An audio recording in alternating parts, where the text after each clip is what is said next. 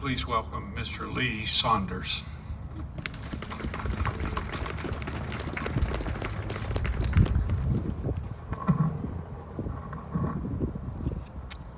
Good morning, everyone. Delighted to be here. Our final tree memorial is dedicated to the memory of Lieutenant Colonel Charles William Seaver, who died earlier this year on May 3rd at the age of 87. For those of us who were privileged to have known Charles, it came as a delightful surprise that he wrote his own obituary. It was pure Charles. I cannot state any better than what Charles himself wrote about his life. I will paraphrase for you what he said. To begin very simply, Charles was born in Marion in 1936. He grew up in a house very close to the Norfolk and Western Railway tracks. That house, he said, was a grandstand from which he saw steam railroading's final era. From an early age, Charles described himself as having been baptized with coal smoke and cinders from the thousands of steam locomotives passing the house each year and the many that stopped at his front door every day. On graduation from Virginia Polytechnic Institute and armed with a degree in business administration, Charles was commissioned through the Reserve Officer Training Corps as an Army Second Lieutenant in 1959. Over the next 20 years, Charles would serve in a variety of assignments at posts in Indiana, Georgia, the Panama Canal Zone, Pennsylvania, Vietnam, and Washington, D.C.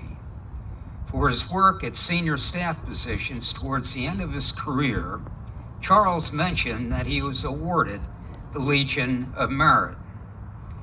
Characteristically, Charles was too modest to further mention in his obituary that the Legion of Merit, one of the highest military decorations, is awarded for exceptionally meritorious conduct in the performance of outstanding services and achievements.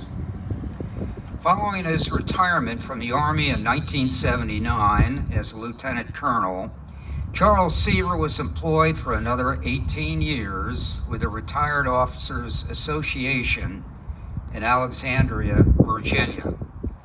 He retired a second time as the Deputy Director of Member Services in 1998. In that same year, Charles Seaver and his wife Liz moved to Abingdon.